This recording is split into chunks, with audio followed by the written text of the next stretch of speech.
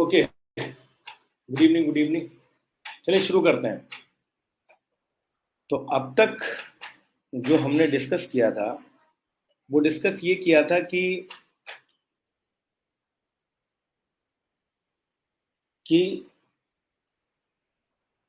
India के प्रयासों से और due to the atrocities committed by the Pakistani army in Bangladesh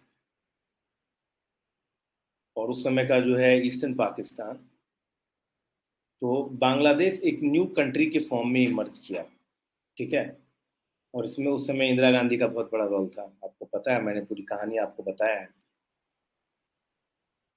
अब हम भारतीय इतिहास के उन पन्नों को खोलेंगे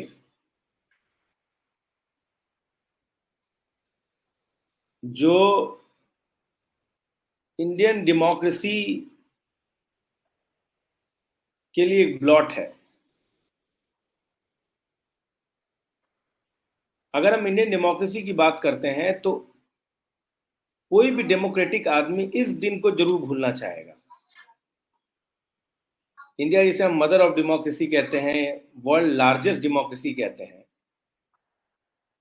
वहां पर कुछ ऐसा हुआ जिसमें हम ये कह सकते हैं कि ज्यादातर फैसले अनडेमोक्रेटिक थे। तो आज बेसिकली 1975 की इमरजेंसी के बारे में डिस्कस करेंगे कि नेशनल इमरजेंसी कैसे लगा, वो कौन कौन से फैक्टर्स थे जिसने नेशनल इमरजेंसी को कॉज किया, इंदिरा गांधी का क्या रोल था, जयप्रकाश नारायण का क्या रोल था, संजय गांधी का क्या रोल था, किनकी गलती थी किनकी गलती नहीं थी, क्या इमरजेंसी का लगाना इंपॉर्टेंट था, क्या इमरजेंसी को टाला नहीं जा सकता था। इन सभी चीजों के बारे में आज हम लोग डिस्कस करेंगे और बात करेंगे। ठीक है। देखिए, अगर हम इमरजेंसी की बात करें तो इमरजेंसी दो तरह के इमरजेंसी होता है। अगर हम आप कॉन्स्टिट्यूशनली बात करें तो आर्टिकल 352 जो है उसके तहत नेशनल इमरजेंसी इंपोज किया जाता है। अब अभी का संविधान तो थोड़ा अलग सा है। अभी जो नेशनल इमरजेंसी होता है वो दो तरीके से इंपोज किया जा सकता है, एक एक्सटर्नल इमरजेंसी होता है और एक आर्म रिबेलियन होता है। मैं थोड़ा सा आपको लिख के समझाता हूँ ताकि आप चीजों को समझ पाए।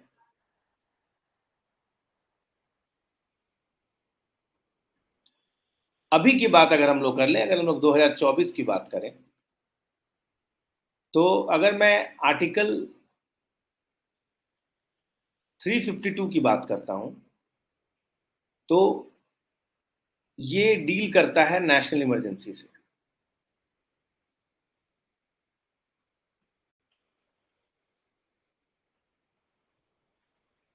और नेशनल इमरजेंसी दो तरीके से इंपोज किया जाता है, एक होता है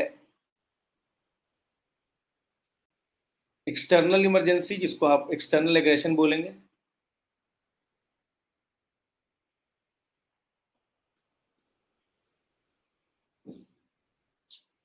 और दूसरा है armed rebellion.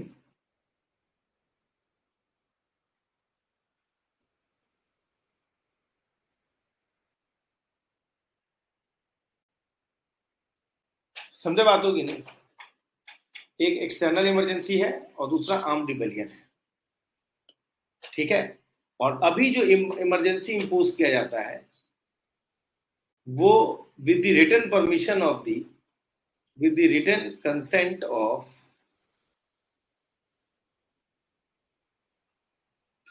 with the written consent of president, माफ करिएगा, कैबिनेट होता है।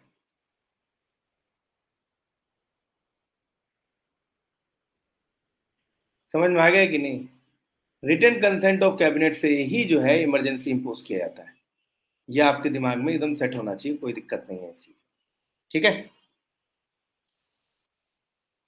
अब जरा थोड़ा सा आगे बढ़ते हैं, किस्से को समझते हैं।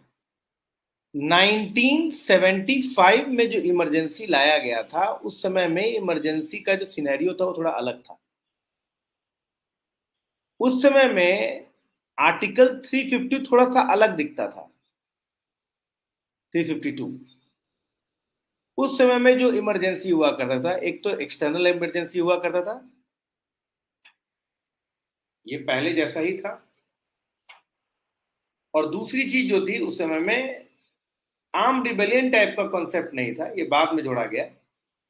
पहले इंटरनल डिस्टरबेंस टाइप का शब्द इस्तेमाल किया था, इंटरनल डिस्टरबेंस।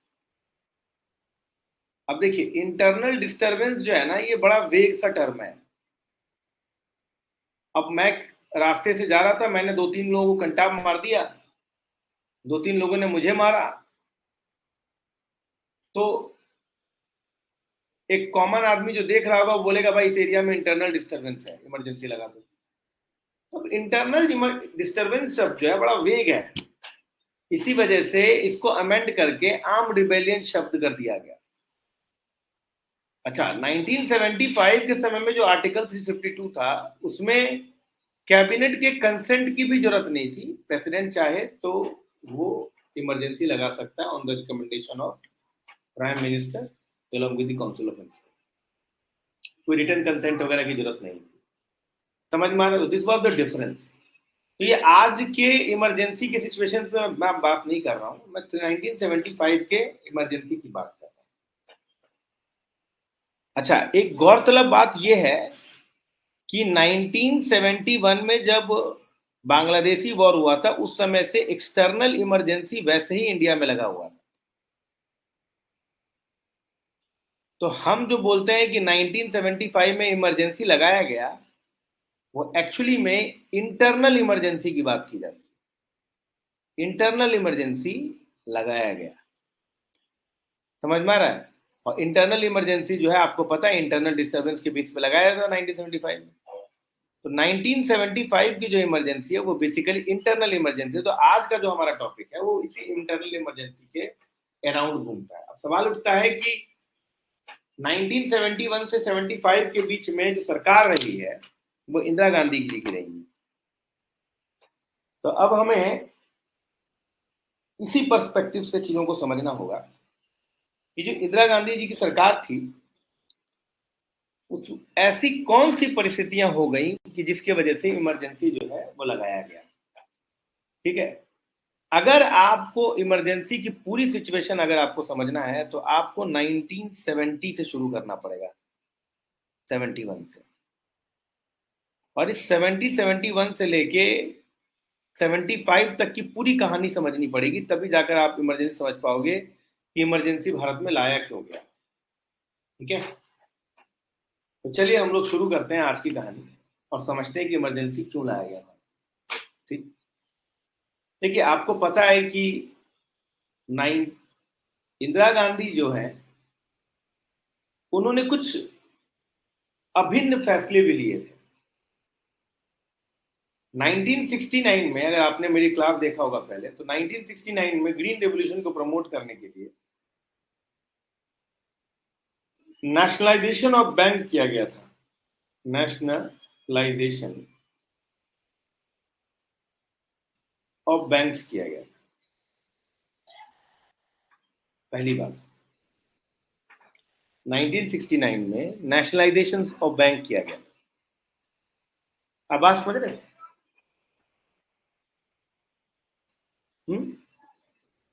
एक ये फैसला लिया गया, और ये फैसला ग्रीन रिवोल्यूशन को कॉम्बैट करने के लिए किया गया था। इसकी कहानी मैंने आपको पहले ही बता दिया। और ये फैसला लेने के पीछे एक और कारण था कि आपको याद हो कि 1969 में ही कांग्रेस के अंदर एक स्प्लिट आया था। कांग्रेस आर और कांग्रेस ओ के फॉर्म में, ओ के फॉर्म में और आर के फॉर्म में आया था। ठीक है, इंदिरा गांधी जो बिलोंग करती थी वो आर से, कांग्रेस आर से बिलोंग करती थी। तो ये जो स्प्लिट आया था, इसमें एक कामराज यानी कि सिंडिकेट का ग्रुप था, और एक जो ग्रुप था वो बेसिकली इंदिरा गांधी जी का था। इंदिरा गांधी जी का था। तो इंदिरा गांधी जी को 1971 का इलेक्शन लड़ना था और उन्हें जीतना भी था। तो इंदिरा गांधी जी को ये बहुत जरूरी था, इंदिरा गांधी, कि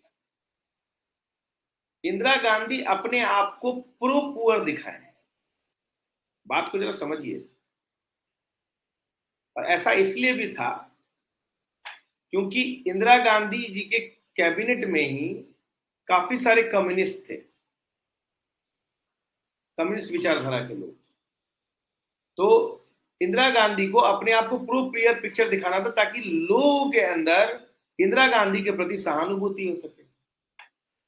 और अगर सिंडिकेट कोई एक्शन इंदिरा गांधी के अगेंस्ट लेता है तो इंदिरा गांधी तुरंत बोल देती थी कि ये लोग तो एलीट लोग हैं, कैपिटलिस्ट लोग हैं, ये इसी वजह से हमारी बुराई कर रहे हैं। तो जनता को लगे कि हाँ बात तो सही है भाई, सिंडिकेट जो है वो इंदिरा गांधी को जो है उनके साथ जो है गलत कर रही है। अब इस वजह से 1970-71 का इलेक्शन जो है बहुत बढ़िया तरीके से जीती इंदिरा गांधी। और इसके पीछे इंदिरा गांधी जी कई सारे उनके कम्युनिस्टिक और प्रो पुअर फैसले थे। जैसे एक तो नेशनलाइजेशन ऑफ बैंक ही बोला जाता है। इंदिरा गांधी जी ने ही जो है एक नारा लगाया था, गरीबी हटाओ। समझ में आ रहा है कि नहीं? एक ये फैसला लिया गया। एक और इंदिरा गांधी जी ने फैसला लिया था, प्रीवी पर्स,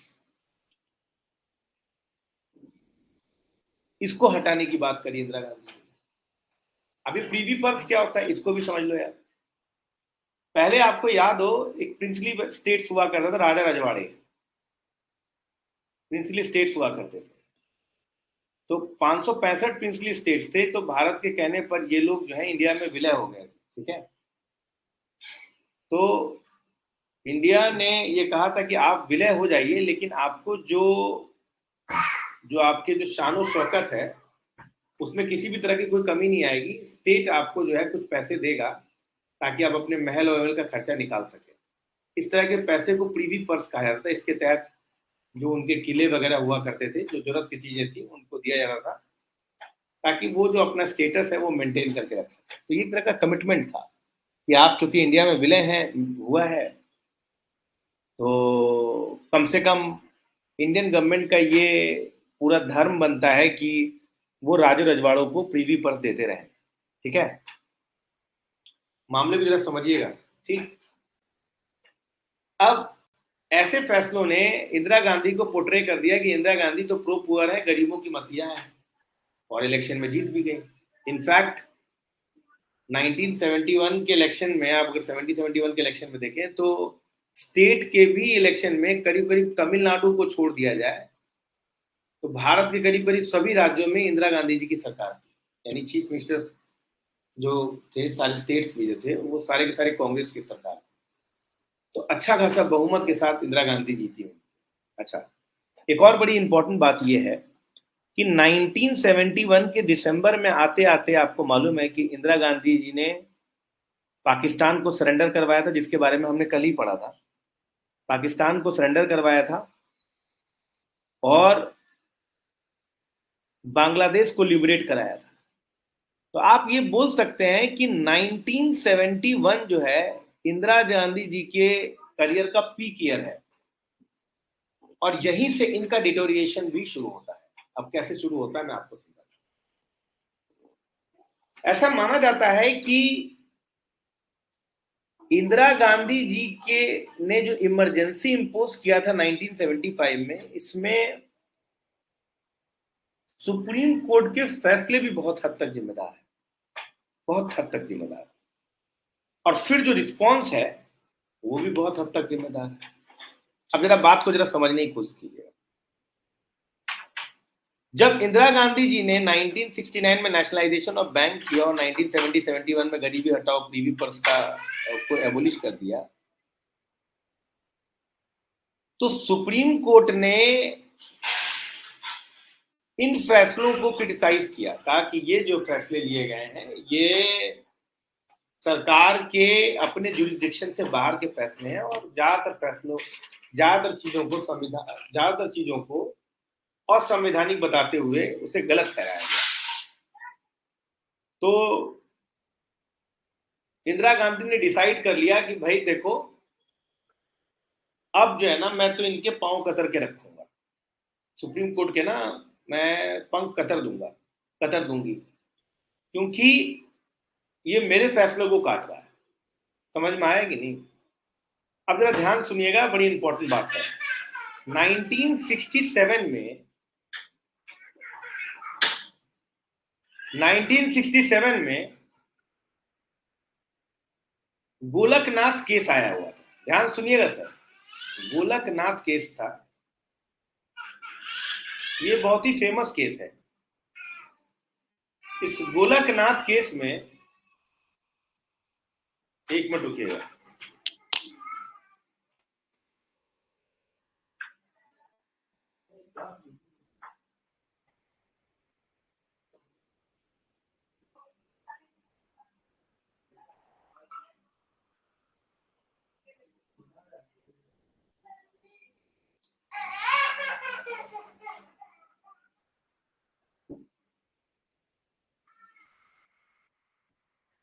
हाँ, तो 1967 में गोलकनाथ केस आया।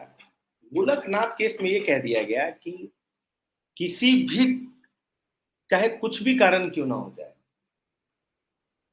संविधान यानी कॉन्स्टिट्यूशन पार्लियामेंट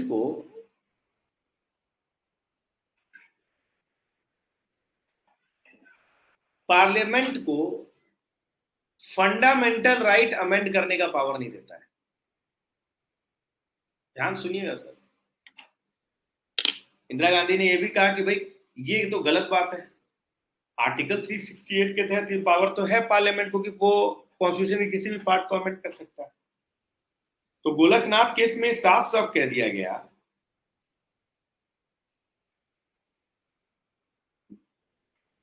समझ में आ रहा है? गोलकनाथ केस में साफ साफ कह दिया गया कि भाई आर्टिकल 368 जो पावर देता है कॉन्स्टिट्यूशनल अमेंडमेंट के लिए, वो एक प्रोसेस्ड है, वो एक प्रोसीजर है। ये प्रोसीजर के अगर मान लीजिए किसी के हाथ में दिया गया, वो ये, इसका मतलब ये नहीं होता है कि आप फंडामेंटल राइट को अमेंड कर, यानी फंडामेंटल राइट सेक्रोसेंट है, इसको आप अमेंड नहीं कर सकते अंडर गोलकनाथ केस।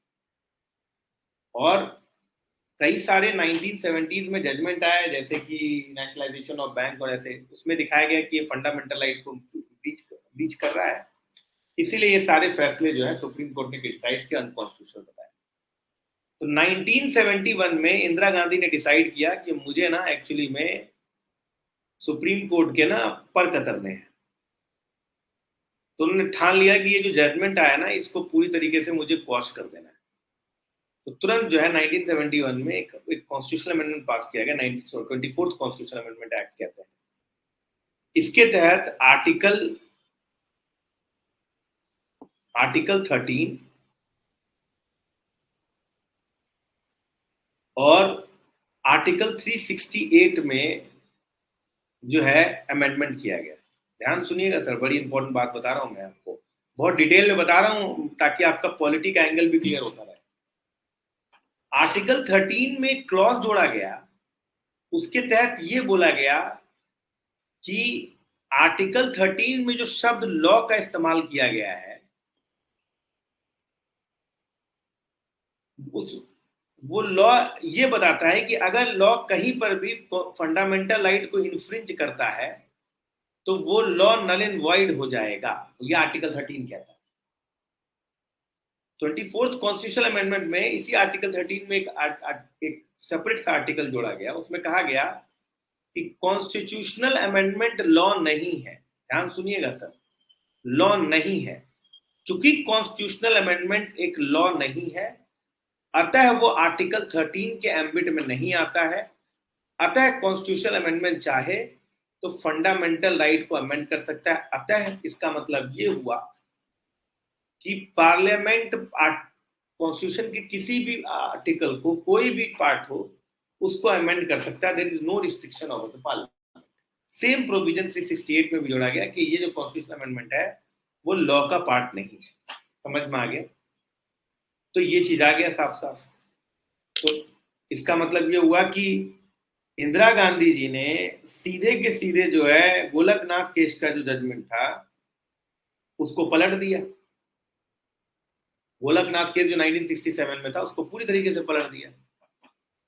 उसी के बाद फिर से जुडिशरी जो है एक 13 बेंच बैठाई 1973 में, और 7:6 के रेशियो पर, यानी कि 7 मेजोरिटी 6 माइनॉरिटी पर यह फैसला दी कि यह बात सही है कि पार्लियामेंट के पास ये पूरा अधिकार है कि वो किसी भी पार्ट को अमेंड कर सकता है, including fundamental right, but parliament basic structure destroy नहीं कर सकता। यानी कि संविधान का जो एक मूल रूप ढांचा है, मौलिक ढांचा, एक जो मूल ढांचा नजर आता है, बेसिक स्ट्रक्चर को किसी भी तरीके से वो क्या कर सकता है, उसको डिस्टर्ब नहीं कर सकता, उसको इंपैक्ट नहीं कर सकता। ये बड़ी इंपॉर्टेंट बात कही। अब बात समझ रहे हैं मैं क्या बता रहा हूं? कहा गया कि किसी भी तरीके से बेसिक स्ट्रक्चर डिस्ट्रॉय नहीं हो सकता। फिर अब वही बात होगी कि बेसिक स्ट्रक्चर कौन डिसाइड करेगा? Again supreme court. फिर अमेंडमेंट लाया गया, फिर उसे क्वॉश कर दिया गया। समझ रहे बात को कि नहीं? तो एक तो ये प्रॉब्लम था जो आपको सामने सामने दिखाई दे रहा था कि एक तो जो भी इंदिरा गांधी कोई फैसला सुनाए उनके सभी फैसलों को सुप्रीम कोर्ट काट दे। तो सुप्रीम कोर्ट ने जब केशवानंद भारती का केस निकाल लिया 1973 में, तो अब इंदिरा गांधी को कुछ समझ में ही नहीं आ रहा था कि क्या करें। तो अब तो सुप्रीम कोर्ट ने Keshav doctrine of basic structure लगा दिया, और मैंने उसको काटा अमेंडमेंट करके, तो उसको भी काट दिया गया। तो अब क्या किया जा सके, क्या किया जाए? तो इंदिरा गांधी ने एक और दाव खेला। इंदिरा गांधी ने, देखिए नॉर्मली ये रूल होता है कि सुप्रीम कोर्ट में जो सीनियर मोस्ट जज होता है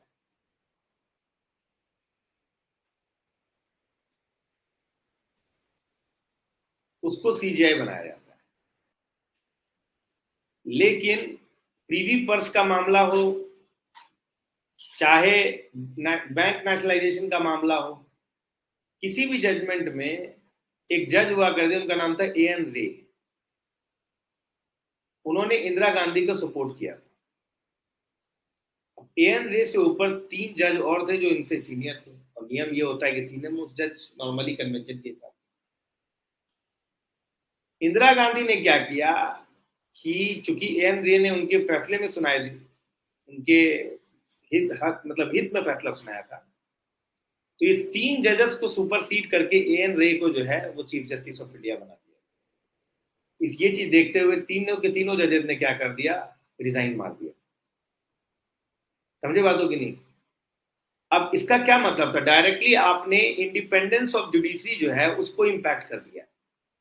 जो आपका जो जुडिशरी का जो इंडिपेंडेंस है वो इंपैक्ट कर दिया है। इसका मतलब ये हुआ कि आप अगर मेरे फेवर में फैसला दोगे तो हम आपको जो है ऊपर से ऊपर की तरफ ले जाएंगे, आपको राज्यसभा ले जाएंगे, गवर्नर बना देंगे, नए नए पोस्ट दे देंगे। अब कोई भी आदमी जो है रिटायरमेंट प्लान तो चाहेगा ही ना। तो ये इस टाइप का जुडिशरी की आपको लालच दे देना, इस टाइप की जुडिशरी को कमिटेड जुडिशरी कहा था, जो आपके फैसले, आपके अगेंस्ट में फैसला सुनाएगा ही। तो फिर अगेन यहां पर जो शब्द आने लगा कमिटेड जुडिशरी का। अब ये जो फैसला था सुप्रीम सुप्रीम इंदिरा गांधी जी का, ये बहुत क्रिटिसाइज किया गया। उनके कई सारे क्रिटिक में एक क्रिटिक थे जयप्रकाश नारायण। वो जयप्रकाश नारायण जो कभी गुड़िया के नाम से इंदिरा गांधी को बुलाते थे, बहुत दुलार प्यार से रखते थे। उस जयप्रकाश नारायण ने ये बोला कि भाई ये जो फैसला लिया गया इंदिरा गांधी द्वारा, ये कहीं ना कहीं भारत के आईन को बदल देगा। क्योंकि जो जुडिशरी होता है ना, वो किसी भी लोकतंत्र में एक बहुत अभिन्न भाग होता है। अगर जुडिशरी इंडिपेंडेंट नहीं रहेगी, अगर वो कॉम्प्रोमाइज हो जाएगी, तो फिर तो जस्टिस प्रिवेल करेगा ही नहीं। और यहां पर जो फैसला लिया गया है वो ठीक नहीं लिया गया। तो अब आप समझिए कि जयप्रकाश नारायण यहां से क्षुब्ध है। समझे बातों की नहीं, मैं आपको बता रहा हूं, इमरजेंसी की तरफ लेके जा रहा हूं मैं। अच्छा, ये तो मैंने आपको पहले बताया कि बैंक के जो सुप्रीम कोर्ट के फैसले थे वो किस प्रकार आपको इमरजेंसी की तरफ ले जा रहा है। तो मैंने आपको बताया कि कई सारे फैसले हो गए, लोग दुखी हैं। जयप्रकाश नारायण जो प्रोमिनेंट लीडर हैं इमरजेंसी के, उन्होंने भी इसको क्रिटिसाइज किया पूरी तरीके से। तो उनके दिमाग में चले हुए इंदिरा गांधी चढ़ी हुई थी। ठीक है, अब जरा हम थोड़ा सा और आगे बढ़ते हैं। फिर एक और मामला जो इंदिरा गांधी का था, जो 1970-71 के इलेक्शन में इंदिरा गांधी ने किया था। इंदिरा गांधी जो थी वो अपनी कॉन्स्टिट्यूएंसी में करीब करीब 1 लाख सीट से जीत गई थी। और उनकी कॉन्स्टिट्यूएंसी में जो उनके अगेंस्ट खड़े हुए थे उनका नाम था राज नारायण, जो हार गए थे। राज नारायण ने क्या किया, इंदिरा गांधी के अगेंस्ट केस कर दिया। और ये केस था इलाहाबाद हाईकोर्ट में। केस इसलिए किया गया कि राज नारायण ने इंदिरा गांधी पर ये ब्लेम किया कि इंदिरा गांधी अपने इलेक्शन जो लड़ने गई थी, समझ में आ रहा है कि नहीं, इलेक्शन जो लड़ने गई थी, ध्यान सुनिएगा सर, इलेक्शन जो लड़ने गई लड़ी है, उसमें उन्होंने सिविल सर्वेंट का को इस्तेमाल किया है। और सिविल सर्वेंट को तो पॉलिटिकली न्यूट्रल रहना पड़ता है, और सिविल सर्वेंट को अगर आप इस्तेमाल करते हैं अपने फेवर के लिए तो ये करप्ट प्रैक्टिसेस में आता है। और इसीलिए इनके इलेक्शन को क्या किया जाए, नल एंड वॉइड कर दिया जाए। इलाहाबाद हाई कोर्ट ने इनके इलेक्शन को नल एंड वॉइड कर भी दिया। अब जब इनके इलेक्शन को नल एंड वॉइड किया गया इलाहाबाद हाई कोर्ट में, तो जो उस समय में जो जस्टिस थे, अब जस्टिस का नाम हम जाना जरूरी नहीं है, उन्होंने थोड़े दिन के लिए स्टे लगा दिया। तो इस स्टे के ड्यूरेशन में इंदिरा गांधी क्या करी, इंदिरा गांधी सुप्रीम कोर्ट में चली गई। सुप्रीम कोर्ट में एक फैसला आया क्या कि इंदिरा गांधी जो है वो वोट नहीं कर सकती है, उनको कोई सैलरी नहीं मिलेगी, लेकिन वो प्राइम मिनिस्टर रह सकती है, कोई दिक्कत नहीं। समझ में आएगी नहीं, उनको वोट नहीं करने का अधिकार होगा, उनको उनको जो है सैलरी नहीं मिलेगी, लेकिन वो प्राइम मिनिस्टर रह सकती हैं विदाउट पे। ये सुप्रीम कोर्ट ने फैसला सुना दिया। अब इसके अगेंस्ट भी जयप्रकाश नारायण ने आवाज उठाया कि भाई यह इंदिरा गांधी को चाहिए कि वो तुरंत रिजाइन मारे, वो पोस्ट के अधिक हकदार नहीं है, क्योंकि वो जो ये काम कर रही हैं वो गलत है। उन्होंने जो है अनफेयर मीन से इलेक्शन लड़ा है, जबकि डेमोक्रेसी में तो फेयर मीन से इलेक्शन होना चाहिए। तो ये उनके क्रिटिसिज्म का और भी कारण बन गया। और भी इनके पार्टी के लोग भी इनके अगेंस्ट थे काफी सारे, कि इंदिरा गांधी को, जैसे बरुआ जी चाहते थे कि वो खुद जो है वो प्राइम मिनिस्टर बन जाए। उनको बोलते थे, उकसाते रहते थे कि भैया आप पोस्ट को छोड़ दीजिए। अच्छा, ये चीज तो दूसरा कारण बना कि उनके जो इलेक्शन था उसको भी नल एंड वॉइड किया गया, और बाद में जाकर स्टे लगाकर सुप्रीम कोर्ट ने कहा कि हाँ भैया आप कंटिन्यू रह सकते हैं प्राइम मिनिस्टर के पोस्ट। तो ये एक दूसरा कारण था जो बड़ा प्रॉब्लम। तीसरा कारण जिसे मैं मानता हूं कि this was the immediate reason, third reason जो था वो इमीडिएट रीजन था, आप मान सकते हैं। 1974 में या 74 में आप ये मान के रखिए कि जो चीज 100 रुपए की मिलती थी वो 130 में मिलना शुरू हो गया था। 30% का इन्फ्लेशन नजर आ रहा था आपको साफ साफ। देखिए क्या होता है ना, जब कोई आदमी वर्किंग पीपल होता है ना, तो वर्किंग पीपल क्या करता है, ठीक है चलो 20-20% बढ़ गया, चलो कोई बात नहीं, सैलरी में सेविंग कम होगा लेकिन अपने खर्चा चल जाए। लेकिन भाई स्टूडेंट आदमी जो होता है ना, उसके पास भाईजान बहुत लिमिटेड पैसा आता है, और इन्फ्लेशन का असर उस पर बहुत ज्यादा दिखाई देता है। अब ऐसा ही इन्फ्लेशन का एक असर जो है ना आपको गुजरात में नजर आया। गुजरात के एक कॉलेज में जो बच्चे थे ना, उन्होंने बोला कि गुजरात गवर्नमेंट, चीमन भाई पटेल की गवर्नमेंट थी उस समय में, कि गुजरात गवर्नमेंट जो है तुरंत तुरंत रिजाइन मारे, क्योंकि हमारी हालत बहुत खराब हो गई है। हमारी हालत इतनी खराब हो गई है कि कुछ स्टूडेंट ऐसे थे जो एक टाइम का खाना जो है ना, एक टाइम का वन टाइम जो खाना था वो मिस करते थे, क्योंकि उनके पास पैसा ही नहीं था, इतना महंगाई इतनी बढ़ गई थी। कई लोग पैदल जा रहे हैं, बस के जाने का पैसा किराया नहीं, क्योंकि बस के चार्जेस वगैरह सब बढ़ गए हैं। समझ में आएगी नहीं? तो जो स्टूडेंट थे ना, उन्होंने प्रोटेस्ट कर दिया। वो प्रोटेस्ट एकदम सड़कों पे आ गए पूरी तरीके से। तो आलम ये हुआ कि इस प्रोटेस्ट को रोकने के लिए जो गुजरात के जो चीफ मिनिस्टर थे उनको रिजाइन करना पड़ा, और फिर कंडीशन थोड़ा सा जो है बैलेंस किया गया, और प्रोटेस्ट को शांत कर दिया गया गुजरात। सेम महंगाई तो बिहार में भी थी। समझ में आ रहा है कि नहीं? सेम कंडीशन बिहार में थी, बिहार में भी बहुत महंगाई था। उस समय जो सरकार थी वो थी अब्दुल गफूर की सरकार।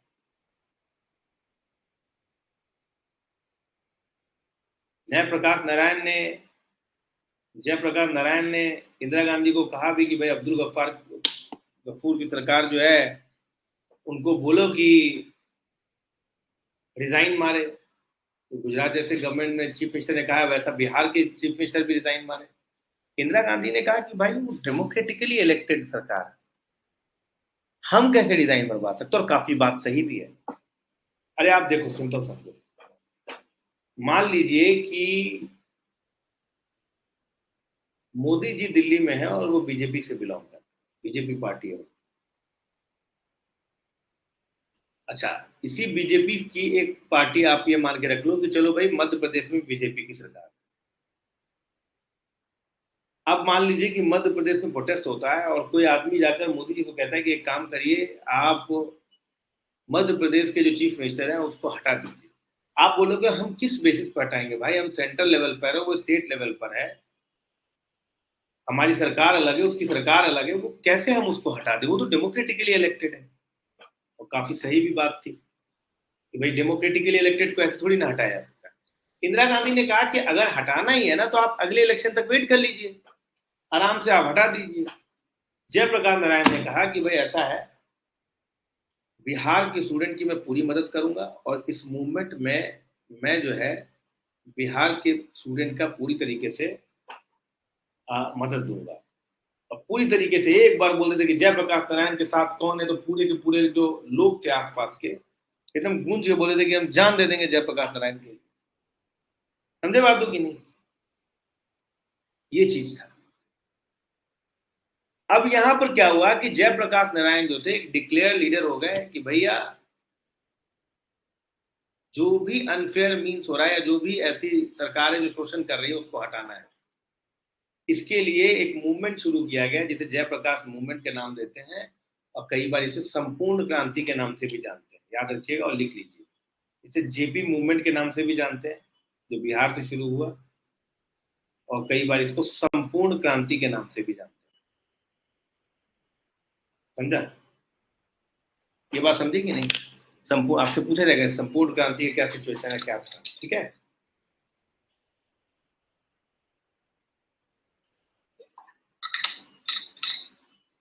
अब अब इन्होंने डिसाइड किया कि देखो, हम लोग जो है 1975 की बात कर रहा हूँ, अब हम लोग बिहार से दिल्ली जाएंगे, दिल्ली के रामलीला मैदान में जाएंगे, और वहां से आह्वान करेंगे। तो जयप्रकाश नारायण उनकी पूरी पलटन जितने लोग थे सब के सब दिल्ली चले गए। दिल्ली के रामलीला मैदान में बहुत बड़ी मीटिंग हुई। उस मीटिंग में एक नारा दिया गया कि सिंहासन खाली करो।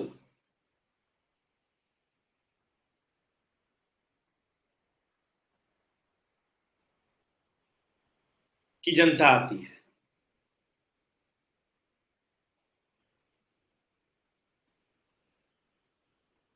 ये बोला गया इंदिरा गांधी जी को कि जो तुम जिस सिंहासन में बैठी हो उसको खाली करो, जनता आ रही है दिल्ली में। ठीक है, ये एक नारा दिया गया। ये बेसिकली एक कविता है जो कि रामधारी सिंह द्वारा लिखी गई।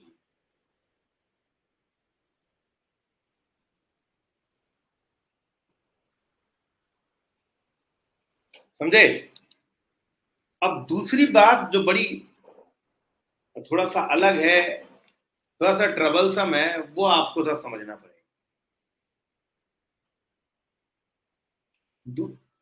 इस मूवमेंट को रिप्रेस करने के लिए कई बार पुलिस फोर्सेस का लाठीचार्ज, और इसमें कई बार जेपी भी मार खाया। आप सोचिए, वो जयप्रकाश नारायण, जो कि आप थोड़ा सोचना चाहिए यार। जयप्रकाश नारायण वो आदमी है जो कि 1942 के क्विट इंडिया मूवमेंट में पार्टिसिपेट किए थे सर। वो राष्ट्रवादी जयप्रकाश नारायण वो है कि 1947 के आजादी के बाद उन्होंने केवल सोशलिज्म और सोसाइटी के इक्वालिटी की बात करी, उन्होंने कोई पोस्ट नहीं लिया, कोई पद ग्रहण नहीं किया। वो जयप्रकाश नारायण जो एक नेशनलिस्ट लीडर है, जिन्होंने भारत की आजादी में लड़ाई लड़ी है, आज एक स्वतंत्र भारत में उन्हें मारा जा रहा है। वो भी आर्मी मार रही है, वो भी पुलिस पथराव में मार रही है। इसी में बिहार में पथराव हुआ था, तो इन्हीं के ऊपर जो है लालू प्रसाद यादव चढ़ गए जयप्रकाश नारायण के ऊपर, उनको उनको जो है पत्थर से बचाए थे। उसी के बाद जो है लालू प्रसाद एक लीडर के फॉर्म में इमर्ज किए हैं। जेपी जेपी मूवमेंट बहुत इंपॉर्टेंट मूवमेंट है। जेपी मूवमेंट ने कई सारे लीडर्स दिए हैं बिहार को,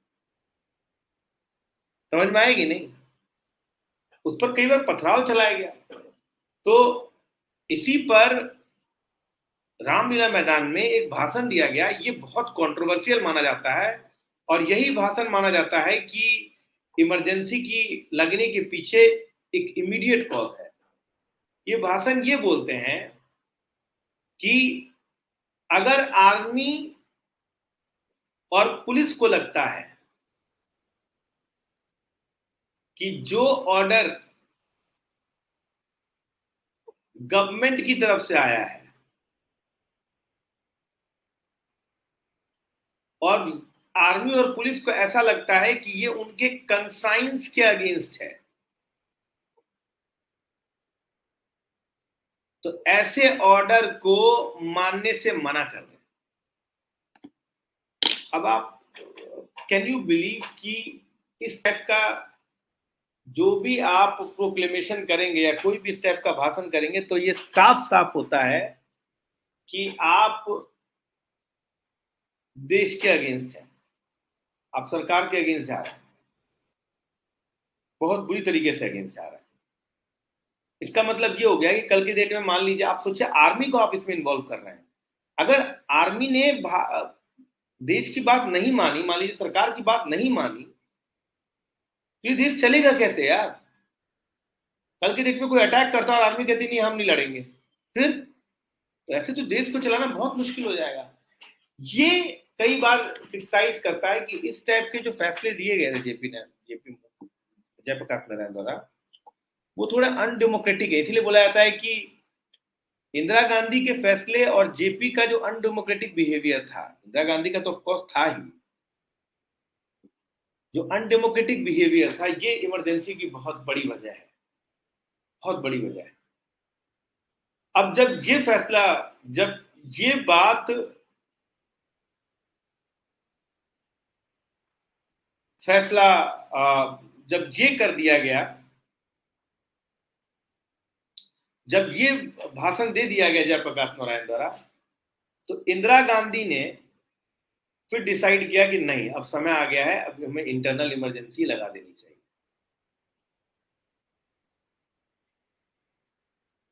इंदिरा गांधी पहले डिसाइड की कि इंटरनल इमरजेंसी लगा देनी चाहिए, और इस फैसले में संजय गांधी का भी बहुत बड़ा हाथ है। उसके बाद उन्होंने कैबिनेट को बताया बुलाकर कि भाई ऐसा है, प्रेसिडेंट ने इंटरनल इमरजेंसी जो है, इमरजेंसी लगा दिया है। तो उन्हीं में से एक आदमी ने बोला भाई 1971 से एक्सटर्नल इमरजेंसी तो लग रहा है, लगा ही हुआ है, तो अभी इंटरनल इमरजेंसी की क्या जरूरत है। उन्होंने बोला नहीं, एक्सटर्नल इमरजेंसी एक अलग पर्पस के लिए, इंटरनल इमरजेंसी एक अलग पर्पस के लिए। इंटरनल एक्सटर्नल इमरजेंसी से इंटरनल डिस्टर्बेंसेस नहीं दूर किए जा सकते, उससे इंटरनल इमरजेंसी से ही हो सकता है। तो पहले लगा, उसके बाद कैबिनेट को बताया गया, समझे बात हो कि नहीं, और इंटरनल इमरजेंसी इंपोज कर दिया गया। रातों रात जो है आपको जो है फैसला दे दिया गया कि भाई 1975 में कि इमरजेंसी जो है इंपोज कर दी गई। इसको बोला गया कि आपातकाल, ठीक है, क्या बोला गया, आपातकाल घोषित कर दी गई है। इसमें मतलब इंदिरा गांधी ने ऑल इंडिया रेडियो पे कहा कि आपातकाल जो है, ये जो आपका मतलब ये रेडियो में जो बोला गया था 25 जून की बात है 1975। इसमें ऑल इंडिया रेडियो पर इंदिरा गांधी ने बोला कि भाई आपातकाल घोषित कर दी गई, इसमें किसी भी तरह का डरने और हताहत होने की जरूरत नहीं है। ये बस इसीलिए इम्पोज किया गया है ये आंतरिक इमरजेंसी, या आंतरिक आपातकाल, कि कुछ जना को ये समझाया जा सके कि लोकतंत्र में एक हद होती है और उस हद को नहीं पार करना चाहिए। जितने भी लीडर हैं उनको अरेस्ट कर दिया गया और उनको वो सारी सुविधाएं दी गई है जो उनके देने योग्य है। समझ में आ रहा है? रातों रात 25 जून को जब इमरजेंसी इम्पोज किया गया, रातों रात जितने भी लीडर थे सबको या तो हाउस अरेस्ट कर दिया गया या अरेस्ट कर दिया गया। समझ में आ गया? और शुरुआत में जब इमरजेंसी डिक्लेयर किया गया तो शुरुआत में ये सोचा गया कि हाई कोर्ट्स बंद कर दिए जाएंगे, क्योंकि आर्टिकल 19 और आर्टिकल 21 जो जीने का अधिकार है और सुनता का जो अधिकार है, ये पूरी तरीके से इमरजेंसी में चला जाता है उस समय। अभी ऐसी बात नहीं है, अभी 21 नहीं जाता है। तो उस समय ये दोनों चला जाता है। इसका मतलब कि अगर मान लीजिए किसी ने आपको मार भी दिया, सरकार ने आपको मार भी दिया, तो आप सरकार के अगेंस्ट क्लेम नहीं कर सकते हो कि भैया सरकार ने ऐसा मेरे साथ क्यों किया। तो हाई कोर्ट को भी बंद करने की बात की गई, प्रेस को भी बंद करने की बात की गई। कहा गया कोई भी न्यूज़पेपर छपेगा पहले प्राइम मिनिस्टर पढ़ेंगे, उसके बाद ही न्यूज़पेपर आएगा। तो कई सारे प्रेस बंद कर दिए गए इस समय में, हाई कोर्ट भी बंद कर दिए गए। लेकिन फिर बाद में जाकर जो है हाई कोर्ट को खोला गया इक्का दुक्का, प्रेस तो पूरी तरीके से बंद रहा, एक आध न्यूज़पेपर छपता था उस समय में। हालत ये थी सर कि लोगों के, बेसिकली मैं आपको बता रहा हूं क्या हुआ था, कि लोगों के बोलने की आज़ादी को रोक दी गई थी। अब आप सरकार के अगेंस्ट कुछ भी नहीं बोल सकते हैं। अगर ऐसा बोलेंगे तो सरकार आपके अगेंस्ट कोई भी एक्शन लेगा और आप उसके खिलाफ नहीं बोल पाएंगे। एक बात। दूसरी बात जो उस समय की गई,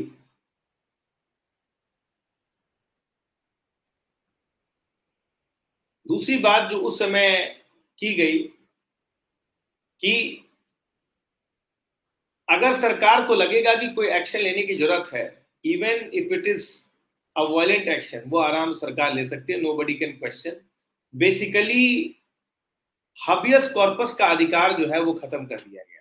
देखिए बात को समझिए, अगर आपका संविधान, समझिए कित क्यों मैं आपको बोल रहा हूं, अगर मान लीजिए कि आपका कॉन्स्टिट्यूशन जो है ना आपको आर्टिकल 19 के तहत बोलने की आजादी देता है, आप बोलिए। मैंने ये डिसाइड किया, मान लीजिए ये एक्स आदमी है और ये वाई आदमी है। एक्स आदमी बोल रहा है, बोलता है, उसको बोलने की पूरी आजादी है। वाई ने क्या किया, इसको कंटाप मारा और चुप करा दिया। अब वो बेचारा बोल नहीं पा रहा, डरा हुआ है बिल्कुल, एक्स बोल ही नहीं पा रहा है। तो अब क्यों हाई कोर्ट या सुप्रीम कोर्ट होना जरूरी है? अगर मान लीजिए कि अगर इसने इसको मारा और ये बोल नहीं पा रहा है और इसकी एक्सप्रेशन की आजादी चली गई है, तो ये बंदा जो है, मान लीजिए ये जो बंदा वाई है ये पुलिस है, पुलिस ने ऐसा किया, तो ये जो आदमी एक्स है ये सुप्रीम कोर्ट और हाई कोर्ट जा सकता है और बोल सकता है कि भाई ऐसा है, मेरा आर्टिकल 19 और 21 वायलेट हुआ है, आर्टिकल 14 भी वायलेट हुआ है, आप तुरंत के तुरंत एक्शन लीजिए वाई के अगेंस्ट। समझ में आ रहा है?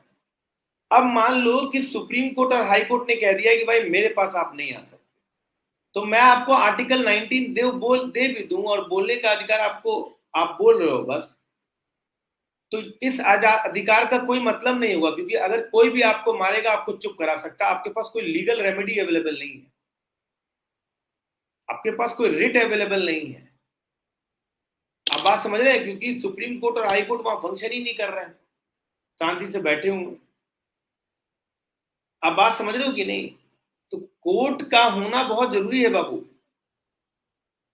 कोर्ट अगर नहीं रहेगा तो आप जो है ना, आप अपने फंडामेंटल राइट को इम्पोज ही नहीं कर पाओगे। ये बड़ी इंपॉर्टेंट बात है जिसे आपको समझना चाहिए।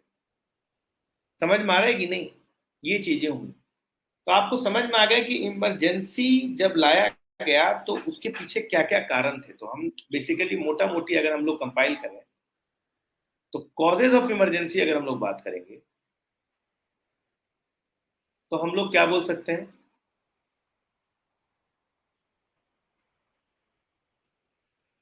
पहला कॉज तो हम ये बोलेंगे कि भाई ऐसा है, इलेक्शन, 1970-71 इलेक्शन और इंदिरा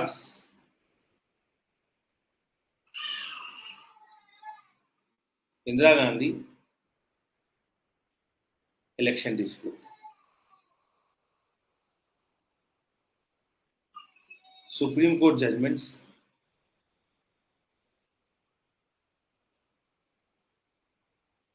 इसके अलावा जो तीसरा कारण हम लोगों ने पढ़ा था वो ये पढ़ा था,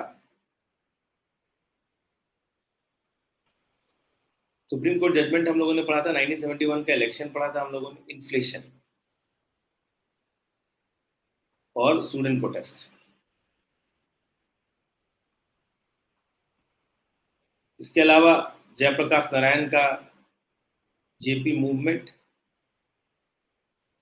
इसको आप क्या बोलते हैं, संपूर्ण क्रांति।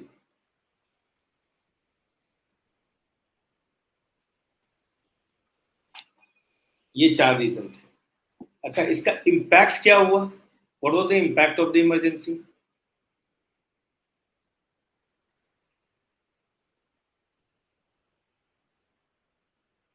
Opposition party leader arrested, opposition voice subdued and leader got arrested।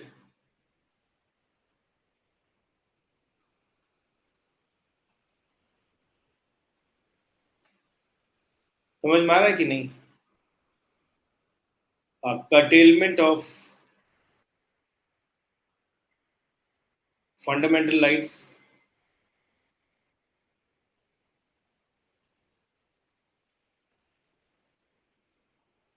curtailment of fundamental rights। इसके अलावा एक्सटेंशन ऑफ लोकसभा। इंदिरा गांधी जी ने इमरजेंसी के दौरान में अपनी लोकसभा को भी स्ट्रेच किया। ये भी दिखाता है कि वो किस तरीके से जो है अपने प्राइम मिनिस्टरशिप को जो है आगे बढ़ा रही थी। अब बात समझ रही हो कि नहीं? तो this was the impact of the emergency. और क्या इम्पैक्ट होगा इमरजेंसी का, क्या हुआ उस समय में इमरजेंसी के कारण?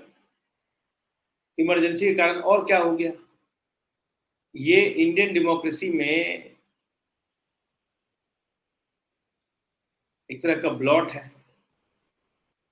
जो प्रेस थे उसे गैग किया गया, प्रेस को गैग रखा गया। बोला गया कि भाई जो भी न्यूज़पेपर, जो भी न्यूज आर्टिकल आएगा उसे क्या करा जाएगा, उसे बार बार जो है उसे या तो मिनिस्टर या प्राइम मिनिस्टर के थ्रू द्वारा मतलब कि सर्कुलेट कराया जाएगा। जिन्होंने माना होगा, जिन्होंने नहीं माना नहीं माना, पर इम्पोज तो किया गया। आप बात समझ रहे हो कि नहीं है? तो ये चीजें इम्पैक्ट ऑफ इमरजेंसी था। अब सवाल उठा कि आप किसको इमरजेंसी का दोषी, अभी मैं इमरजेंसी के बाद की भी कहानी बताऊंगा, आज नहीं कल, पर हम किसको दोषी ठहरा सकते हैं?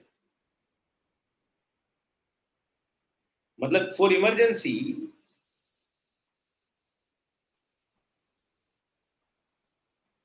Who is to be blamed?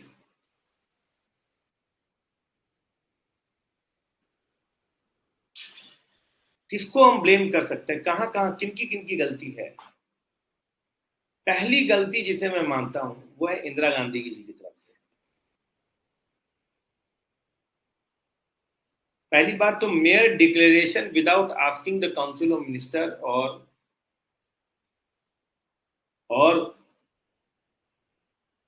Cabinet से अपने आप इम्पोज कर देना, ये एक यूनिलैटरल बिहेवियर है जो कि डेमोक्रेटिक इथोस के अगेंस्ट है, इथोस के अगेंस्ट। समझ में आया कि नहीं? इसके अलावा इंदिरा गांधी इन्फ्लेशन को भी उस समय तक कंट्रोल नहीं कर पाई थी, जिसकी वजह से एक वाइड स्प्रेड अपसर्ज हुआ, स्टूडेंट प्रोटेस्ट हुआ। और इस स्टूडेंट प्रोटेस्ट को एक्चुअली में बाय फोर्स दबाने की कोशिश की गई, जो कि उनको उल्टा पड़ गया।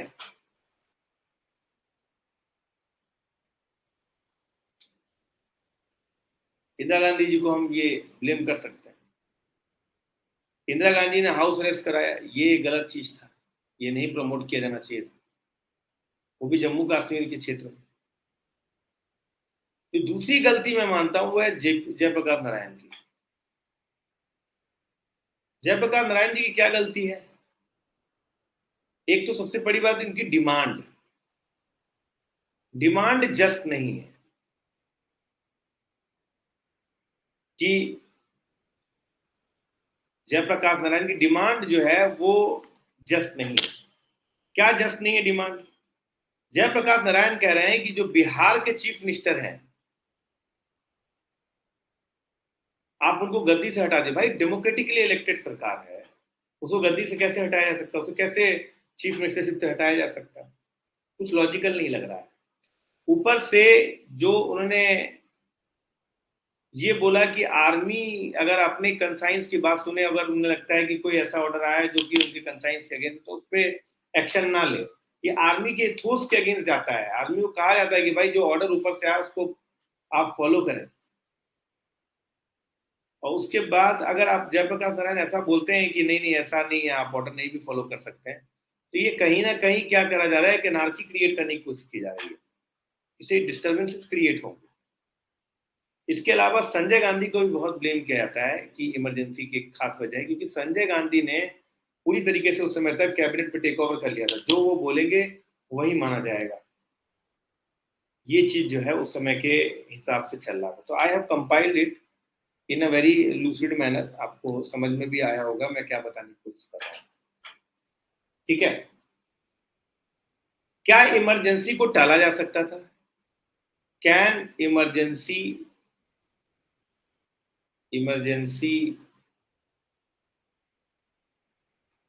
Can emergency be turn down? क्या इमरजेंसी को टाला जा सकता? बिल्कुल टाला जा सकता था। इंदिरा गांधी जी को यह समझना चाहिए था कि एक डेमोक्रेटिक बिहेवियर आपको शो करना चाहिए। आपको अपने काउंसिल ऑफ मिनिस्टर से पूछ लेना चाहिए था। अगर वो पूछी होती तो काउंसिल ऑफ मिनिस्टर मना करते, इमरजेंसी लगता ही नहीं।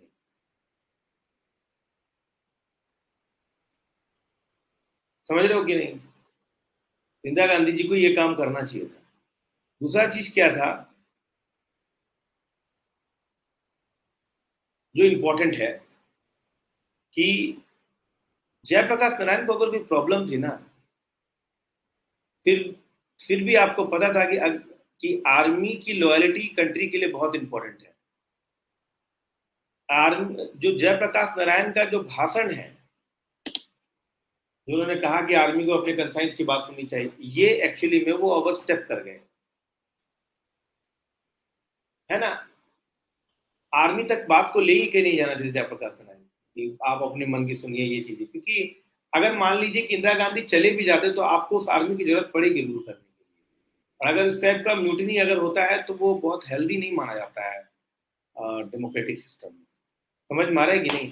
तो ये एक बात था जिसको टर्न डाउन किया जाएगा। दोनों पार्टी अगर आपस में बात कर लेते, एक दूसरे को समझ लेते, तो ज्यादा बेहतर था। इस चीज को अच्छी तरीके से समझा जा सकता था और अच्छी तरह से इसको निपटाया जा सकता था। ठीक है? अब आपसे एग्जाम में पूछा जा सकता है क्वेश्चन कि up to what extent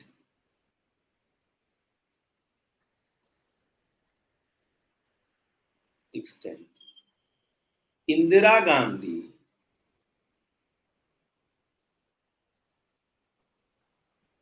and Indira Gandhi and Jayaprakash Narayan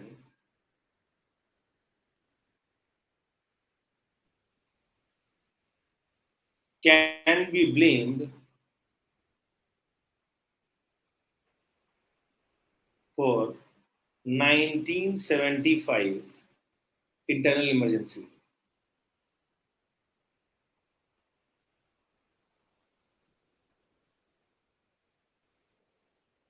What steps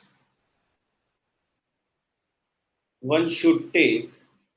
ये मैं लिख रहा हूं, आप ये जरूर लिखिएगा इसका आंसर को। ये लाइन बहुत इंपॉर्टेंट है। What steps one should take to avoid such situation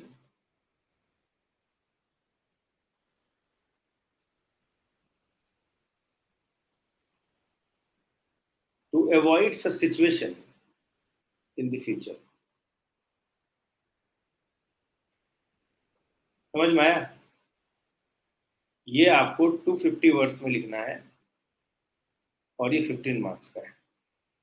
ठीक। अच्छा, एक और बात, अभी जो मेरा ये, मैं आप लोग पहले लिख लो, थोड़ा सा देख लो, स्क्रीनशॉट खींच लो ताकि आपके काम आ सके।